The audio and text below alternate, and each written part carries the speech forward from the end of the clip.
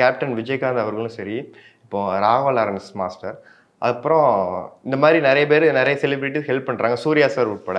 So அவங்க பண்றப்பல்லாம் இந்த மாரி நெறைய விவாதமா, பெரிய விமர்சனம்லாம் வைக்க மாட்டேங்காங்க. பாலா செய்றத வச்சு தான் விமர்சனம் பண்ணி, ஓவரா அவர தாக்குற மாரி பண்றாங்கல்ல சார். இப்ப கேப்டன் வந்து அதே மாரி கேப்டன் பெரிய நடிகர். அதனால வந்து விவாதம் வைக்கல. சூர்யா சார் பண்றாருன்னா, அகரம் ஃபவுண்டேஷன் ஒரு இது வச்சிருந்தாரு. அவரு ரொம்ப சிறப்பா பண்றாரு. ஆக்சுவலா என்னன்னா, சூர்யா சாரும், கார்த்தி சாரும், சிவகுமார் சாருடைய பிள்ளைகள்ங்கிறதுக்கு இதை விட ஒரு எடுத்துக்காட்டு வேறு எதுவுமே வேண்டாம். அந்த அளவுக்கு டிசிப்ளின். 2 பேருமே வந்து இன்னைக்கு எத்தனை பேரை படிக்க வச்சிருக்காங்கிற சமீபத்தில் ஒரு விழா நடத்துனாங்க. ஆமா. இல்லையா? அந்த விழாவில் எத்தனை பேரை படிக்க வச்சிருக்காங்க.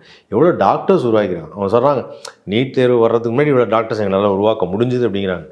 ரொம்ப நல்ல விஷயம். அவர் பண்ணிகிட்டு இருக்காரு. அவரு ட்ரஸ்ட் வச்சிருக்காரு. அதனால யாரும் கேட்கல. இப்போ அவர்கிட்ட வந்து சூர்யா சார் நீங்கள் கடந்த 2 வருஷமாக படம் நடிக்கலை, உங்களுக்கு எங்கேருந்து காசு வந்தது, நீங்கள் எப்படி அந்த வீட்டுக்கு செங்கல் வாங்கினீங்க, எப்படி சிமெண்ட் வாங்கினீங்க, இப்படிலாம் கேள்வி கேட்க முடியாது. ஒருத்தருக்கு ஏன் காசு நான் தான் சொல்கிறேன்.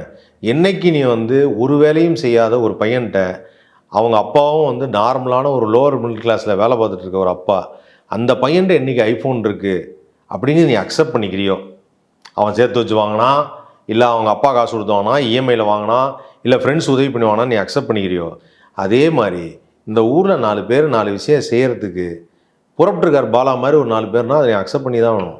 ஏன்னா அவன் நல்லா செய்கிறான், நல்லா அவன் வேலை பார்க்குறானே. இப்போ பாலா வந்து எந்த இதுவுமே நிகழ்ச்சிக்கே போகல சார், அவர் சும்மா தான் சார் இருக்கார். ஆனால் எப்படி சார் ஒரு காசு வந்து நீங்கள் கேட்டால் நியாயம். அவர் எல்லா நிகழ்ச்சியும் பண்ணுறாப்புல, படம் பண்ணுறாப்புல, இதை அடுத்து படம் பண்ணுவாப்புல. படம் பண்ணான்னா காசு கண்டிப்பாக வரும். காசு வந்துன்னா செய்வாப்புல.